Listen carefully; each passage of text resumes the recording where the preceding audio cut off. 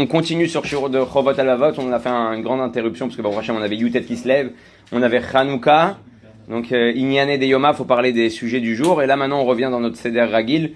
Donc on va parler Bezrat Hashem de Chovot Alavot, les lois du cœur, les obligations du cœur. Et donc obligation du cœur, on commence par le bitachon, la confiance en Dieu, quelque chose qui est très important parce que comme on avait dit la dernière fois, je sais pas si tout le monde était là, dans l'affaire Bringen, j'avais ramené le Inyan de Hashem Melech, Hashem Malach, Hashem Imloch, Leolam Vaed.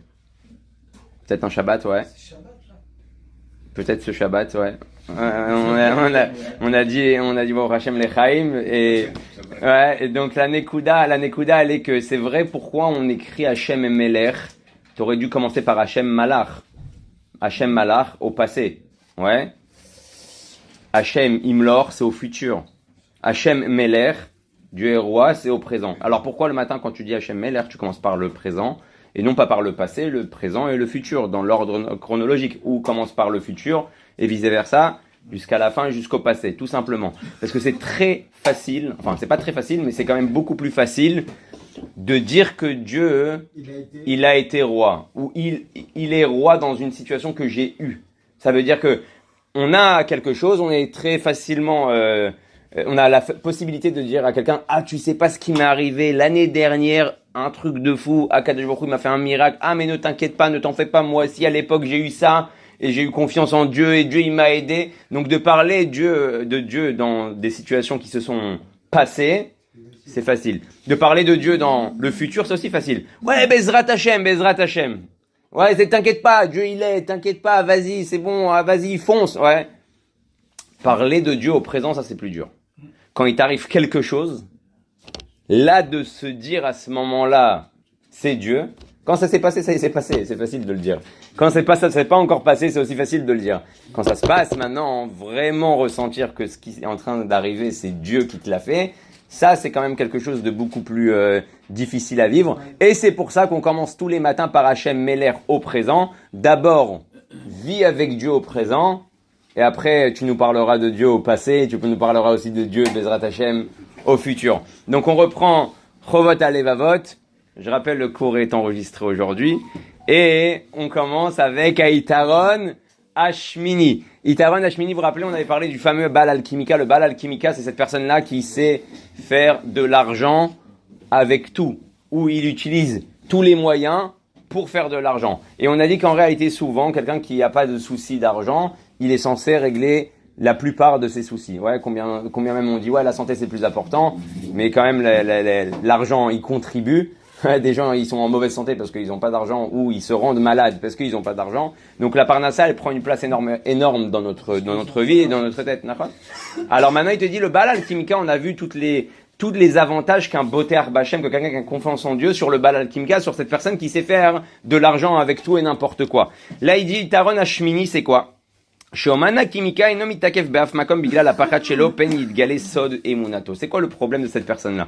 Cette personne-là, coûte que coûte, elle voudra faire de l'argent. Donc même si c'est faire des métiers un peu ambigus ou des choses un petit peu bizarres, tout ça pour gagner sa parnassa. Et donc aujourd'hui, il y a beaucoup de gens qui sont prêts. Même, vous savez quoi, on peut parler d'un métier qui est l'echatrila du vol. Mais il y a aussi des métiers qui ne sont pas du vol, et que je me permets de voler ou d'embrouiller ou de faire toutes sortes de manigances. Pourquoi?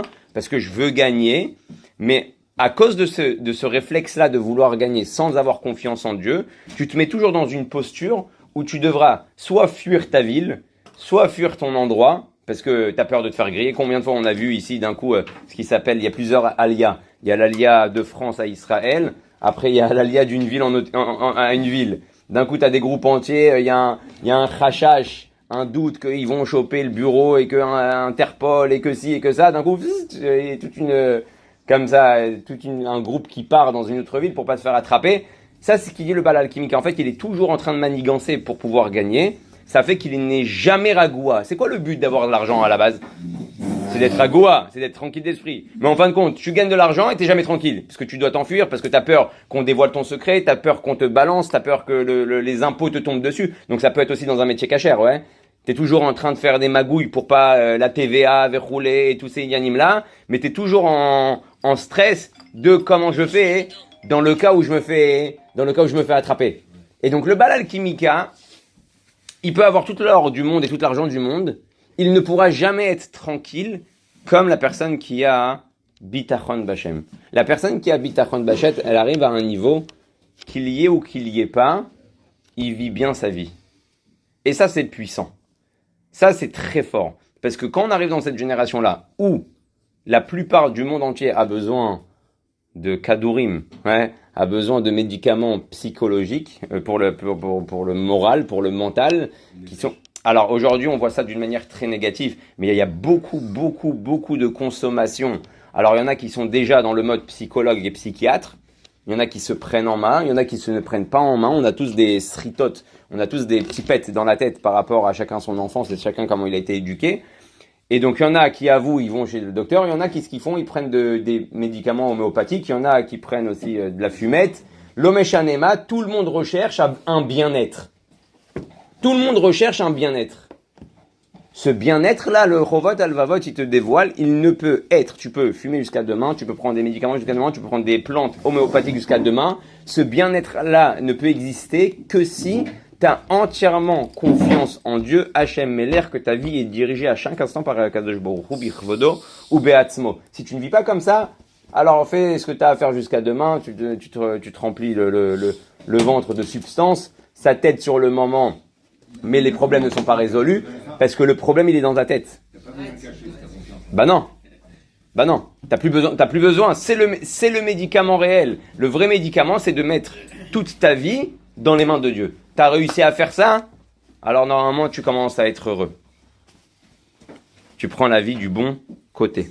Veilu abotar be'elokim yoshev bi'artso lavetar ve'shochan bimkom benuchat nefesh כמו שכתוב betar b'Hashem v'asetov shren eretz ure emuna ve'nemar tzadikim yirshu eretz aretz ve'ishkenu la'ad alea. Ça donc c'est le 8e avantage qu'on voit du boter b'Hashem avec le type qui fait de l'argent, avec le type qui sait embrouiller, qui sait manigancer, qui sait toujours s'en sortir, ouais. Il y en a des gens comme ça qui disent, oh, lui, celui-là, il sort toujours la tête de l'eau. Je sais pas comment il fait, il a toujours le bon plan, il a toujours la bonne, des fois la bonne magouille ou le bon truc qui est sorti au bon moment. C'est un truc de malade. Tout ce qui touche, c'est de l'or. Il y a vraiment des gens comme ça. Tout ce qui touche, ils réussissent. Mais ça les rend pas forcément heureux, mais ça les rend pas forcément bemenuchat hanefesh.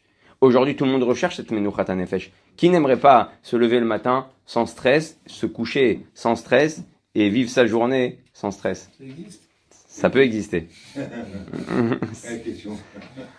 Ça peut exister grâce au bitachon b'Hashem. Veitaron atchi, donc le 9e avantage. Ushomana kimika en akimika shelom elava oto acharemoto ve'u lo masik al yadara ket bitachon ma'onim min starchut livnei adam. Autre avantage, et ça c'est un avantage fondamental. Mais Kimika, c'est un rave? Bah la Kimika, non, c'est quelqu'un qui fait c'est l'alchimiste. C'est quelqu'un qui sait faire plein de choses. Ça peut être aujourd'hui dans vraiment ça, dans des produits, mais ça peut être dans tout, dans l'informatique, dans n'importe quel domaine. Quelqu'un qui sait tout faire, se débrouiller, ceci, là, il a toujours peur qu'on dévoile son secret, comment il fait, verroulé. Mais la Nekuda, elle est que, combien même cette personne-là arrive à s'en sortir toute sa vie. Elle réussit toute sa vie. Grâce à ce moment. Donc déjà, il a jamais été tranquille, réellement. Il n'a jamais pu vivre tranquillement. Mais en plus, à 120 ans, t'as rien gagné de tout ça. Ça veut dire combien même tu t'en es bien sorti à 120 ans.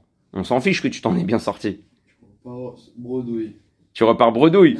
Donc en réalité, t'arrives à 120 ans, qu'est-ce que t'as gagné? T'as rien gagné. Par contre, la personne qui a vécu avec bitachon b'Hashem, et ça c'est un truc de malade, non seulement dans ce monde-là, il vit une vie paisible, mais quand il arrive à 120 ans, il vit une vie paisible. Sur chaque fois où il a eu confiance en Dieu, Dieu le paye. C'est-à-dire que ton salaire, je sais pas. Je sais pas. Je crois que j'ai jamais été, ou ça je suis revenu de là-bas, donc je sais pas. Hein? Ouais, on sait pas. C'est ce qui s'appelle Anistarot Lachem Elokeinu. Tu vas être tiré, quoi. Ça c'est pas le salaire, c'est la punition. Comment on fait tout ça? Oui, c'est les Nevi'im, c'est le Chachamim, c'est la Gemara. Tout ce qu'on dit, tout ce qu'on sait, le peu de qu'on sait. C'est pour ça que le Rambam, il dit en fait, quand même on parle du Olam Haba et qu'on parle de Mashiach, on ne pourra pas vraiment savoir jusqu'à que ça vient. Il y a des choses, c'est ce qui s'appelle Anistarot, Lachem Elokeinu. Dieu, il a dévoilé certaines choses, il a laissé cacher certaines choses. Pourquoi? Parce que comme on peut pas rentrer dans les comptes de Dieu, Tu vas voir des fois un rachat qui réussit et tu vas te poser beaucoup de questions comment ça se fait qu'il réussit. Et tu peux pas savoir que dans une autre vie où son père ou son grand-père, il a fait une action qui aujourd'hui engendre que, des fois même plus que ça. Et c'est quelques détails que on jette, mais on n'a pas la tmouna klalit, on n'a pas l'image totale de comment Dieu il gère son monde en réalité. Mais des fois c'est possible aussi que le Chovot Halavot il ramène quelques cas comme ça, 7 ou 8 cas ou même 10 cas pour essayer de nous donner une petite ouverture d'esprit. Mais on n'est pas encore dans l'image comme on a dit totale. Des fois Dieu voit que son enfant à cette personne-là va faire tchouva, en fait, sans s'en rendre compte, il travaille pour son enfant, en fait. Tu dis, ah, mais attends, lui, c'est un rachat, comment il réussit? Oui, effectivement, Dieu, il est en train de le faire travailler. Son fils, il va arriver à un matzav. Et combien, moi, je connais, moi, des raves, des gens, mamash, aujourd'hui, leur métier, c'est rave. Ils font que Torah au mitzvot, et ils ont une très bonne situation, pas grâce à eux, grâce à leurs parents. Alors, je dis pas que leurs parents c'est des réchaïm, je suis pas là pour juger personne, ouais. Je sais pas ce qu'ils font leurs parents et qui sont leurs parents. Mais tu peux retrouver une situation où tu as un enfant qui devient grand, cette personne-là va devoir se consacrer à la Torah au mitzvot, il aura pas le temps de travailler, et le pachout. Dieu, il a fait son... Lui, il croit que Dieu, il lui a donné la tzlacha, mais sa tzlacha, c'est pas pour lui, c'est pour son fils. Donc même les gens, nous on voit que le côté extérieur, on croit qu'il réussit pour lui, mais en fait il réussit pour son enfant qui va étudier la Torah. Donc ça c'est des calculs qu'on peut pas gérer, que Dieu nous demande de pas gérer. Donc on laisse ça dans les mains de Dieu, mais pour notre propre vie aussi, il faut savoir pas gérer. Il faut savoir des fois se laisser gérer. Et c'est très important, parce que encore une fois, le domaine de l'Eishtadlut ne dit pas prends les rênes en main. Le domaine de l'Eishtadlut, de faire un effort pour recevoir, ça veut pas dire maintenant tu as pris les rênes de la situation. T'as juste joué au jeu qui s'appelle Le Monde. Ouais, Dieu il a créé comme dans Nintendo Switch. Il a créé une carte, ouais, qui s'appelle Le Monde. Et dans ce monde-là, faut jouer le jeu. Ouais. Pour jouer le jeu, faut faire des choses. Dieu il a mis des lois et pour gagner et pas arriver à game over, pour gagner dans ce jeu, faut passer des étapes et faut faire certaines choses pour avoir un meilleur score. Et donc Dieu il te demande de faire un effort. Mais cet effort-là, en réalité, il a rien à voir avec le fait que tu as pris les rênes. Le jeu, il est déjà là. Le système, il est mis en place. Donc, tu gères rien. C'est comme ça que ça marche. Mais c'est pas toi qui gères.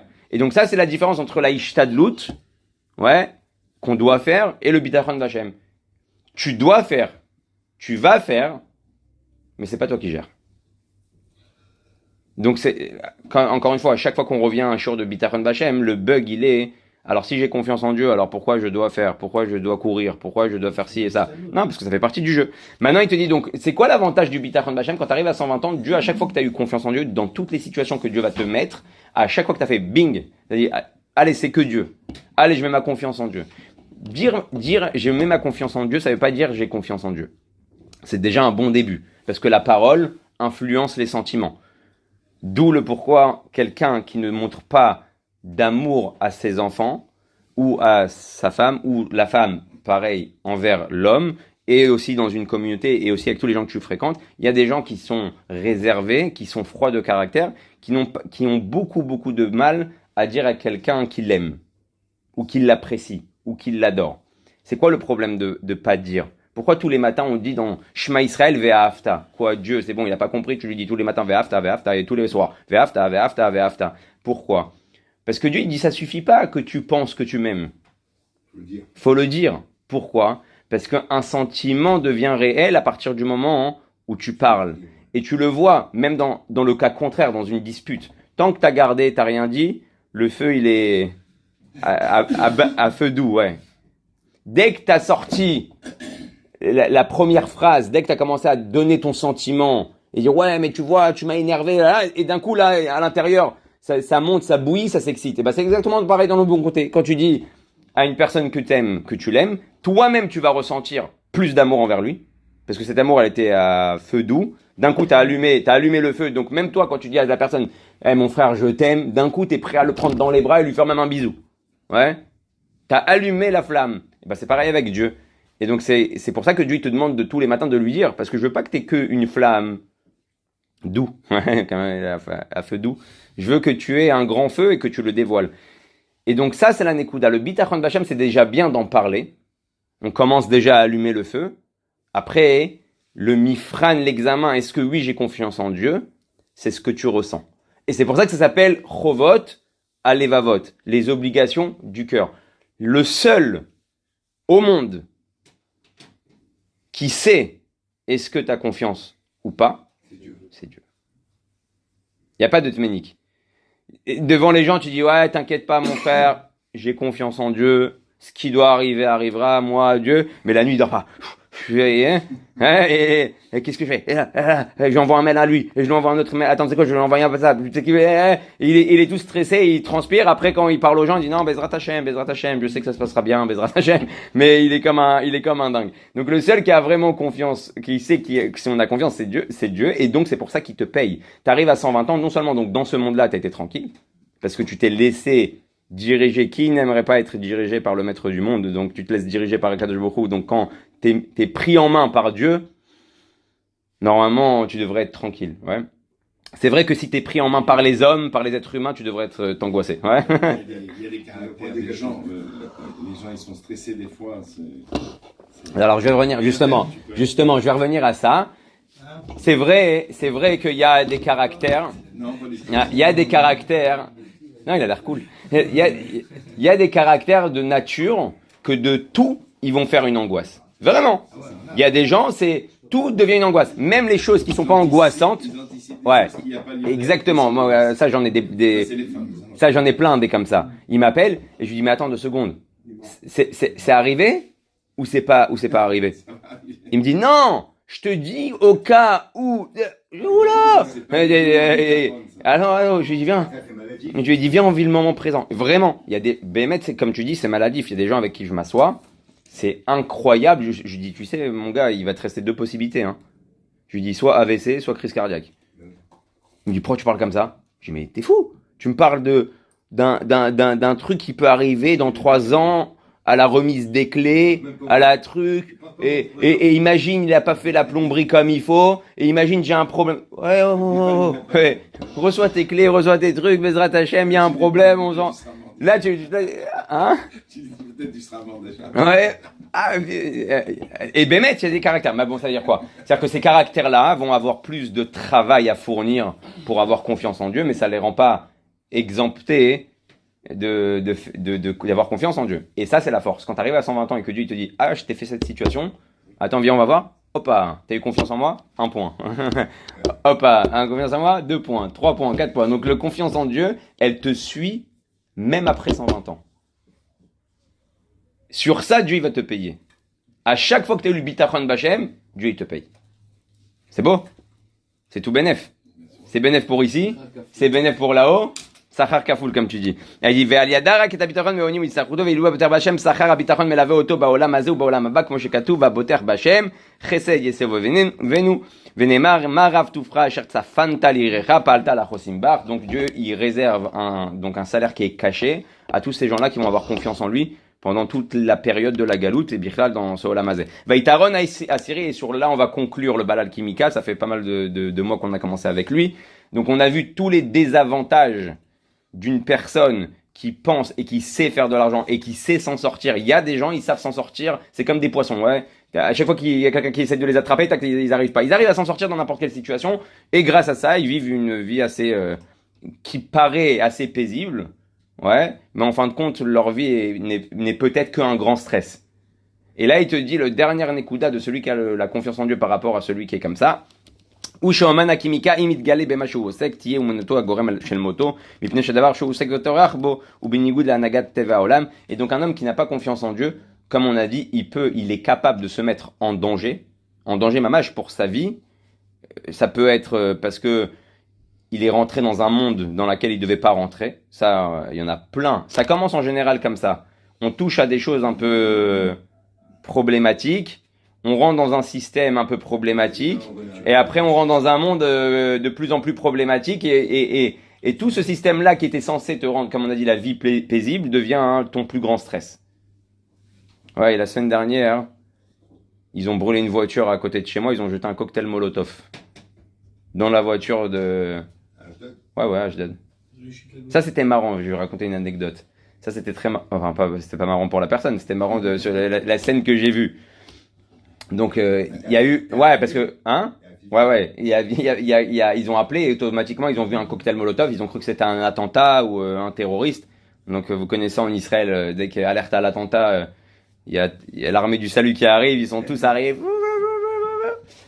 Maintenant, la voiture de police, elle coupe la route pour pas que les gens y passent. Ils font un blocage avec la voiture. Maintenant, moi, je suis bloqué sur la route inverse. Donc, je vois la scène. La voiture en face de moi, elle bloque la route. Il y a tout le monde qui fait la queue comme ça. Nous, on est dans les voitures de l'autre côté. Et d'un coup, il y a maintenant, il y avait le feu de partout. Maintenant, il y a la cabaïte, le camion de pompier, il arrive. Et il arrive devant la voiture de police et il fait maintenant l'autre il est persuadé qu'il y a au moins un policier dans la voiture. Maintenant moi j'ai vu la scène juste avant. Le policier de la voiture, il a mis le frein à main et il est parti en courant. Le nag et le policier ils sont partis les deux, donc ils ont bloqué la route même au pompier. Ça brûle, le pompier il est en train de péter un plomb, il est en train d'appuyer. Je lui dis où il me regarde, il me fait il est où? Je dis je lui dis je sais pas si tu vas le retrouver. Ça c'était un petit ça m'a fait un petit sourire dans toute cette histoire là de cocktail Molotov. Mais pourquoi je raconte ça? Parce qu'en réalité, c'était une très belle voiture. Ouais, c'est une voiture qui doit coûter, je pense, aux alentours d'1 million de shekels. Ah ouais, carrément. Ouais. Ouais, Et donc toi quand tu vois un Inyan comme ça extérieur, t'as l'impression que je connais pas ces personnes-là, mais bon, tu vois peut-être la femme ou le mari qui sort le matin en voiture de 1 million de shekels, tu te dis, elle est belle la vie. Doit bien dormir. Ah, elle est belle la vie, Baruch Hashem. Moi, j'ai pas des fois pour payer l'Arnona à la fin du mois. Rien que le plein d'essence, il paye l'Arnona de toute l'année, ouais. Elle est belle la vie. Elle est pas forcément belle la vie. Et ça, c'est très important. Parce que, bon, alors, je connais pas beaucoup qui ont les deux, qui ont beaucoup, et aussi Bitachon Bachem, parce qu'en général, les gens qui ont Bitachon Bachem, même s'ils ont beaucoup, ouais, ils sont pas dans ce mode-là, parce qu'ils recherchent pas ça. Mais là, il dit quoi? Il dit qu'en réalité, celui qui a pas confiance en Dieu, même dans un métier, là, on parle tout le temps du métier pas propre, mais même dans un métier propre, il peut rentrer dans des embrouilles. Il peut rentrer dans des complications avec des clients, avec des gens, avec la société, avec plein de gorem, avec plein de choses qu'il y a autour de ça, juste parce que t'as pas eu confiance en Dieu, t'as pris les mauvaises décisions, t'as pas laissé faire à Kadosh Baruch Hu, et donc t'as réfléchi comme un être humain et pas comme un être divin, et là, tu t'as fait des erreurs, et là, sûrement ces erreurs, elles te laissent pas des fois dormir la nuit. Donc il te dit, c'est le gorem là, il dit carrément, c'est la raison de sa mort. Alors la raison de sa mort, ça veut pas dire que t'as la mafia au derrière et qu'ils vont te tuer, mais de se rendre malade, c'est déjà la raison de sa mort. T'as pas à te rendre. Alors il te dit Pnei Shadavar ou Osek Otorer Bosch, Ari Yev Char la Forte Nechosh et Kesef ou Kesef les Zahav, Rak les Maritain, Veror Masav Mzi ou Veramaout, Va Borid Va, Ramanig et Taola Akol, Yavi Oto Lidekar Shelo Yuchal Alim et Sodo, Veyeshlit Alav Adam Sheamit Oto Chaz Shalom. Et donc ça c'est très important. Le Chovat Alvavot il dit il n'y a pas où se cacher. Ce monde-là il est rond. Ouais, pourquoi il est rond? Il n'y a pas où s'enfuir. Tu reviendras toujours à la même Nekuda. C'est pas shoot. Il n'y a pas où s'enfuir. C'est pour ça que le monde il est rond. C'est quoi le ridouche du rond? C'est qu'il n'y a pas de ksavot. Il n'y a pas de fin. Ouais, il n'y a pas de bifurcation. Le début c'est la fin c'est le début et ça ne s'arrête jamais en réalité. Et donc il dit un homme qui essaye de s'enfuir de Dieu, en fin de compte, tu auras toujours quelqu'un pour lui faire rappeler qu'il y a un Dieu. Alors c'est comme je vous ai raconté une fois qu'il y avait quelqu'un qui avait des problèmes et le rabbi lui a envoyé une lettre que toutes les souffrances qu'il a, c'est parce que Dieu il veut qu'il fasse tchouva et qu'il est content, qu'il est en train de faire tchouva, il est en train de se renforcer. Mais c'est très fort, voilà, le monde est rond parce qu'on revient toujours sur les mêmes erreurs aussi. Le rabbi lui prévient dans la lettre, il lui dit maintenant, je suis content d'entendre que vous avez fait les bonnes démarches, vous avez commencé à vous renforcer et vous allez avoir que des bonnes nouvelles et vous allez voir la lumière au bout du tunnel. Et il est en train de le réconforter. Il lui dit, mais sachez une chose, c'est que je vous souhaite, regardez, c'est-à-dire le rabbi lui annonce que ça va se passer. Je vous souhaite que la prochaine fois que Dieu vous remonte, en gros, je vous traduis avec mes mots, vous remonte les bretelles, ça soit avec un acte ou une situation joyeuse et non pas le contraire. Pourquoi? Parce que le rabbi il dit il y a deux possibilités qu'un homme il fait tchouva.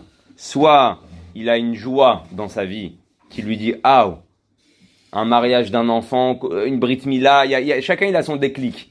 Une simcha qui le met dans un mode, allez vas-y, maintenant je vais à la synagogue, maintenant je prie, maintenant je vais me renforcer, allez merci à Kadosh Baruch Hu, merci à Hachem. Donc soit une situation joyeuse qui le ramène vers Dieu, ou soit Chas Shalom des fois le contraire, une situation un peu plus problématique qui ramène vers Dieu. Et donc là le rabbi il lui dit déjà, j'espère que la prochaine fois que vous allez passer une épreuve, enfin que vous allez devoir vous rapprocher de Dieu et que Dieu vous ramène à l'ordre, ça sera d'Afka avec quelque chose de joyeux et pas le contraire. Donc en fin de compte, le monde il est rond, tu auras toujours quelqu'un qui va te rattraper. Ça c'est aussi ce qu'on dit toujours. Les goyim, pourquoi on est censé être hors la goyim, on est censé être la lumière des nations.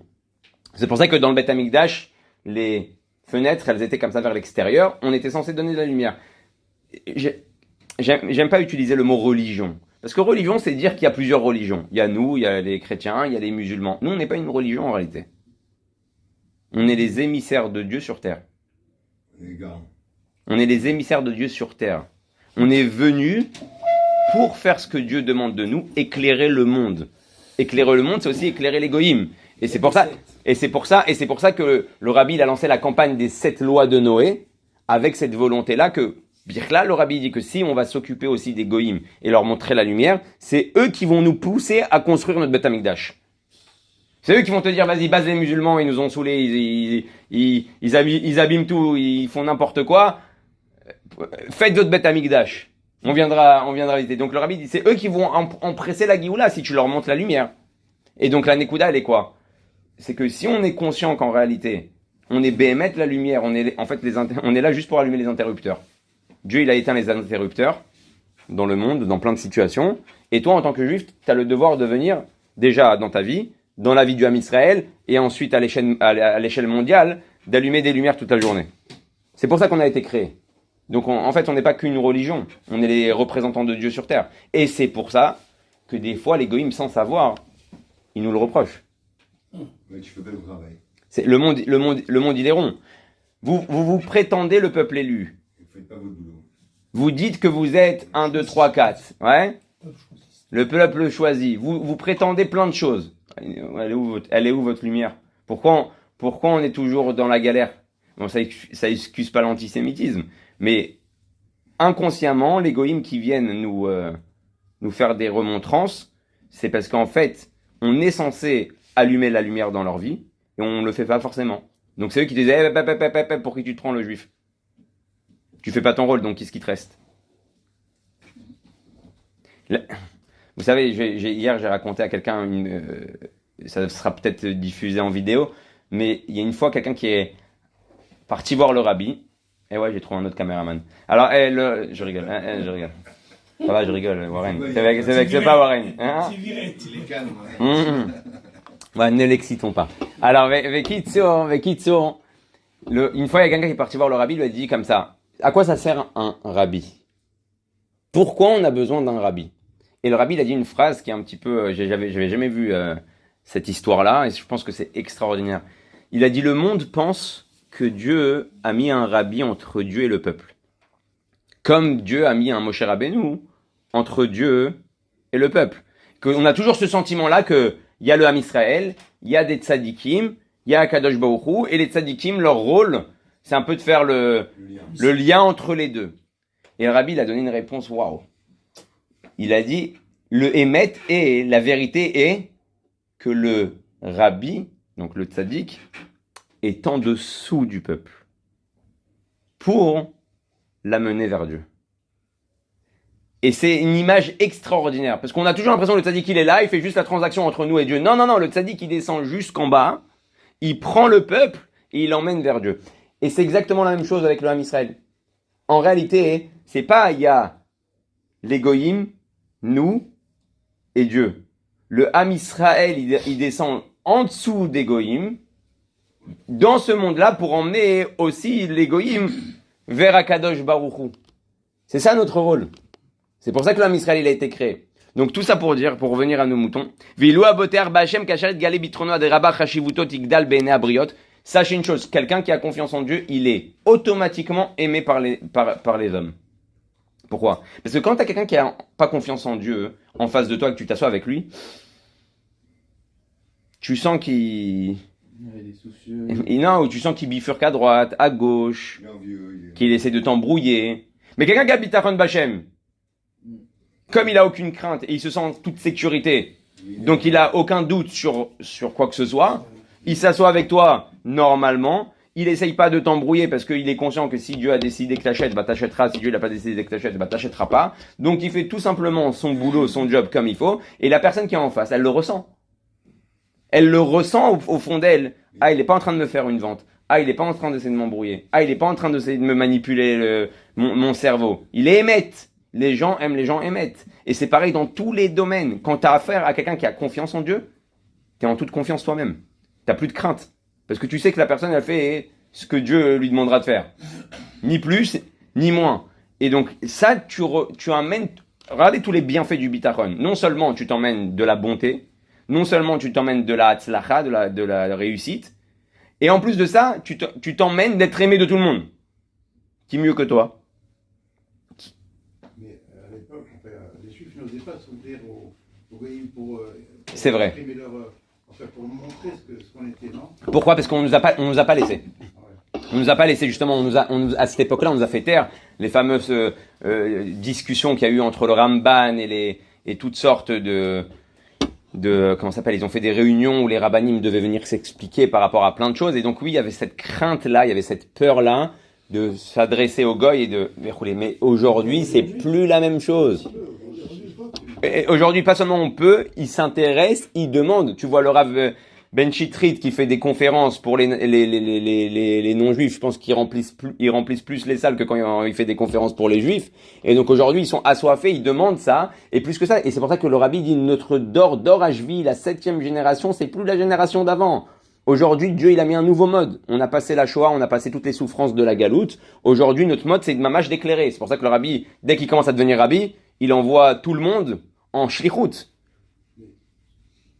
Ouais. Moi, j'ai un ami de 40 ans à Rebeu, à l'Arabe. Ouais. Là, il m'a envoyé, il habite à Bastille de la Roquette, il m'envoie l'image d'Ipouji. La Hanoukia, Nachon, aujourd'hui le monde il est ouvert et c'est bidiouk. Ça, mais pourquoi le monde il est ouvert? Pourquoi le monde il est ouvert? Vous savez pourquoi? Parce qu'on arrive à la date finale. Comme on arrive à Mashiach et qu'il y a écrit que le monde reconnaîtra Dieu, donc automatiquement un des signes de la Géoula, c'est que le monde commence à reconnaître Dieu. À partir du moment où il s'y intéresse et il veut apprendre. À l'époque, tu disais le mot Torah, tu disais le mot Ancien Testament à quelqu'un, c'était tu es le responsable de pourquoi le Messie n'est pas venu dans le monde. Ouais. C'est vous l'erreur, c'est vous le bug dans le monde. Mais c'est fini ça.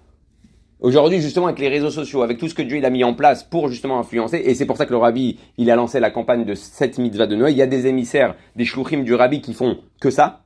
Ils s'occupent que d'aller voir des non-juifs et leur distribuer les 7 lois de Noé en arabe, en français, en anglais, et ils viennent et ils distribuent un peu dans les avions, un peu partout. Et c'est leur travail. D'engendrer à d'autres nations aussi de se rapprocher de Dieu. D'un Dieu unique. Déjà, il y a plus de 20 ans, le voisin de mes parents, c'était un religieux qui travaillait au ministère de la Défense. Ouais. Il permettait tout, le Shabbat, tout. Et il avait un poste important. À côté, il y avait un catholique important, qui avait un poste important, un peu top secret, et qui était pratiquant. Et il voulait savoir, lui, il me disait, je n'osais pas lui parler, jusqu'à que l'autre, c'était le juif, le catholique, qui s'est converti. Non. Ils l'ont déplacé de son poste au ministère de la Défense. Ouais. Il s'est converti avec la barbe et tout, il a divorcé son enfant et tout, pour devenir juif. C'est complètement. Ouais, il a commencé à lui expliquer l'électeur. Il ne voulait pas parler, il osait pas. Ouais, au début, il disait pas. Et finalement, il s'est fait cloquer, voilà. C'est pas une injure. Non, alors c'est très important, ça c'est une très bonne phrase que tu dis, parce que ce qui s'appelle la Emouna, on a dit c'est Milachon Imunim c'est entraînement, ouais. Pareil pour les muscles, la Emouna ça se muscle, la Emouna ça se travaille. On a une Emouna innée en nous, qui est le minimum syndical de croire en Dieu. Ça c'est Anachnu Ma'aminim Bnei Ma'aminim, on croit tous en Dieu. En tout cas, j'espère que tous ceux qui sont là, ils croient en Dieu. Ouais. Donc on croit tous en Dieu. Après, ce qui s'appelle le bitachon, la confiance en Dieu, la imuna, ça se travaille. Comme tout se travaille. L'amour de Dieu se travaille, la crainte de Dieu se travaille, la gentillesse se travaille, tout se travaille. On peut naître avec, comme on a dit, avec des sentiments ou avec des midotes ou avec des traits de caractère qui sont déjà là. Mais après, ça se travaille. Tu peux naître gentil, mais si tu travailles pas ta gentillesse, alors tu resteras avec le minimum syndical de la gentillesse. Et donc c'est pareil pour le bitachon. Si tu parles pas de bitachon, tu parles pas d'émouna, tu parles juste, tu te contentes de la émouna pure que tu as en toi, ça te permettra pas forcément, à part dans un cas extrême où là ta émouna va se réveiller tout seul, mais dans des cas de la vie journalière de tous les jours, si tu n'as pas travaillé ta émouna, tu n'auras pas forcément la force de faire face à ce que tu rencontres. Et là, il dit donc, Veilou aboter bachem kachat galé bitrono ou bnei adam yichabdu oto, les gens vont le respecter, il va être aimé. Vehem yachlou la'atzmam limatze bikirvato vedirot oto, et ces gens-là espéreront être toujours autour de cette personne-là. Une personne qui dégage de la confiance en Dieu, les gens se sentent bien avec lui. C'est un aimant, bien sûr. C'est bidouk. Donc ils se sentent rassurés d'être à côté de lui. Sachez une chose, qu'un boter bachem sauve sa ville entière et sauve toutes ses fréquentations. C'est-à-dire que quelqu'un qui a confiance en Dieu, il ne se fait pas que du bien à lui-même, il fait du bien à tous ceux qui vont l'entourer, et que Dieu va sauver et Dieu va aider et Dieu va faire réussir tous les gens qui seront à côté de cet homme-là. Du fait qu'il propage Son bitachon bachem influence tout le c'est comme c'est comme un réseau ça va influencer tous ceux qui sont en contact avec lui. C'est extraordinaire. Son bitachon influence pas que lui, il influence tous ceux qui sont dans sa kirva. C'est un peu ton sang quand on vient ici, mais tu l'as sans tout vouloir te... Non, je suis loin du bitachon bachem encore. Oui, sincèrement, oui. Ah bon? Tu te sens bien? Ok. Alors il dit il y a gorem shetavo toelet vetovaliro. Veshe anchem komo yinatzlu mikol tzara, כמו שאמר הכתוב צדיק יסוד עולם וכמו שינצלו צוהר בזכותו של לט. Et donc ça, voilà, on a fini les 10 choses que combien même un homme peut tout avoir dans sa vie, il est très très très loin de cet homme-là qui s'appelle le boter bachem. Il peut tout avoir dans sa vie. Il est à des années-lumière de cette personne-là qui s'appelle boter bachem vis-à-vis de Dieu, vis-à-vis de lui-même et vis-à-vis de ce qu'il ressent. Un boter bachem, c'est une machine de guerre. Un boter bachem, c'est un truc qui est incompréhensible. Vous prenez un des plus beaux boter bachem du monde, c'est David Ameller. David Ameller, il court. Ouais. Il court. Il a une armée entière envoyée par son fils qui essaie de le tuer. Avant ça, il avait une armée entière, l'armée d'Israël, qui le cherche. Imagine-toi, demain, on t'annonce que le Shabak et le Mossad, il est sur tes côtes. Allez, cours le furet. Hein. On te dit, sache une chose, c'est que t'es wanted du Shabak et du Mossad. Normalement, tu creuses. Ouais. Tu creuses et tu t'enterres tout seul. Juste je me vais pas choper. Ils vont te trouver même là-bas. Même là-bas, ils vont te trouver, ils vont te sortir de là-bas, ouais. Et la Nekuda, elle est que David Ameller, quand il rentre en guerre contre Shaoul par rapport au fait qu'il a pris sa place, enfin, par Shmuel, Kamouvan, il n'a pas respecté ce qu'il devait faire par rapport à Dieu, vis-à-vis de Dieu. David, il court. Il s'enfuit. Il a l'armée d'Israël qui le pourchasse. Et il court. Et il fait des Teilim.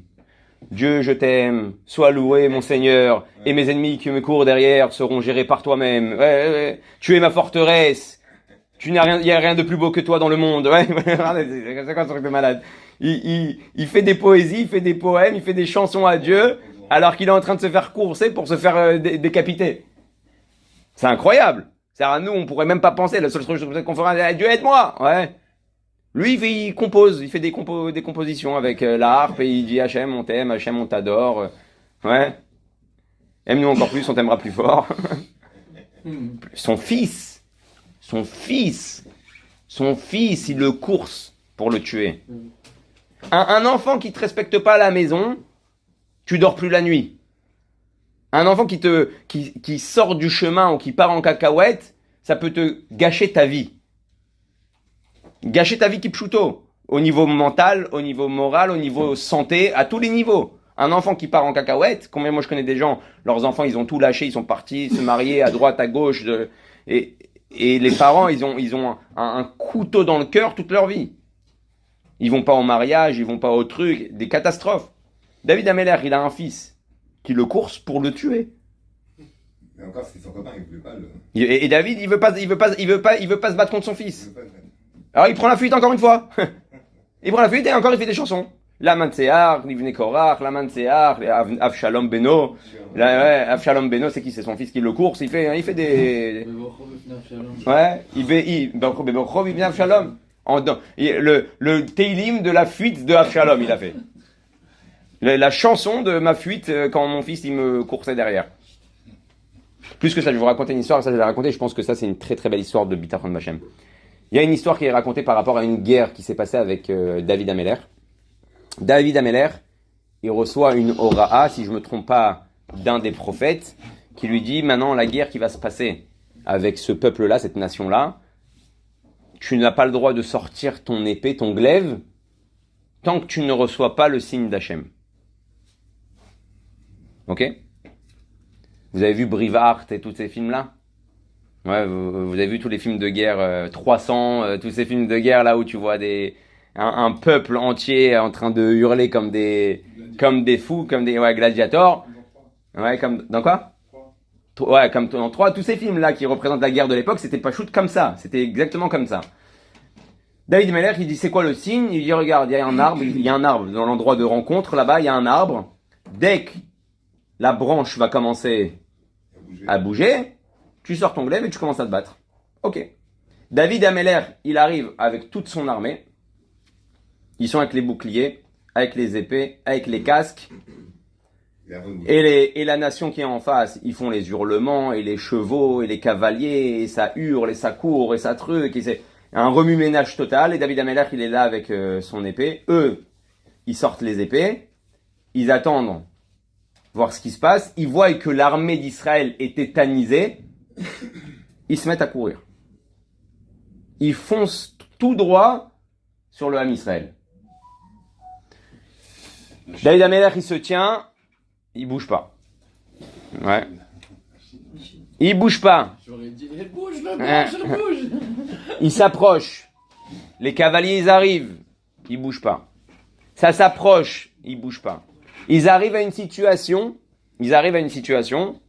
où le Ramatkal, ouais, le chef d'état-major, il dit à David, tu déconnes là. On va se faire massacrer. Qu'est-ce que tu fais? Il dit non. On attend le signe. Faut pas se tromper d'arbre. La Torah raconte. Oh, tu viens de dire exactement à quoi je veux venir. La Torah elle raconte qu'ils sont arrivés à une situation où ils étaient tellement proches qu'il n'y avait plus de place pour sortir le glaive et commencer à se battre. À ce moment-là, l'arbre il bouge. Ils mettent la main tous, pour sortir l'épée. Il y a écrit là-bas que Dieu il envoie à ce moment-là le malach Gabriel et entre les deux lignes, il passe. La guerre est finie, la guerre est gagnée. Ils n'ont même pas combattu. Ils n'ont même pas combattu. Le bitachon, la confiance en Dieu, à un point où je stresse pas. Pourquoi je dis ça? Parce qu'on peut dire, mais attends 2 secondes, n'importe qui, si le Navi, si le prophète vient et lui dit, voilà, Dieu, il va te faire un siman, il peut-être, non. Parce que le Yetzer Hara, il travaille. Il peut te dire, mais attends, t'as bien compris? Peut-être t'as pas bien compris. Peut-être c'est pas cet arbre-là. Peut-être que t'as pas vu le signe, ça a bougé avant que vous arriviez. Ouais. C'est un de trucs. Peut-être qu'il y a eu un changement dans le programme et que le prophète, il a pas eu le temps de te mettre au courant. Ouais. Il va t'embrouiller. Tu vas te faire embrouiller. Même si on te le dit, même si un Navi, il vient un prophète, il te dit, voilà, écoute, voilà, c'est comme ça que Dieu il veut. Tu te retrouves dans cette situation-là, tu vas sortir le glaive, tu vas dire, David Ameller, il bouge pas le glaive, il reste comme ça. Tranquillou. Hachem ilachem lachem vatem tacharishun. Dieu combattra pour vous et vous vous reposerez.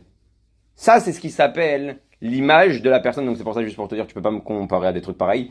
Donc juste qu'on comprenne c'est quoi en réalité vraiment le bitachon b'Hashem. On est à des années-lumière de cette adresse-là qui s'appelle bitachon b'Hashem, mais c'est pas grave, ça se travaille. Et quelqu'un qui est dans ce mode-là, donc il emmène du tov à lui.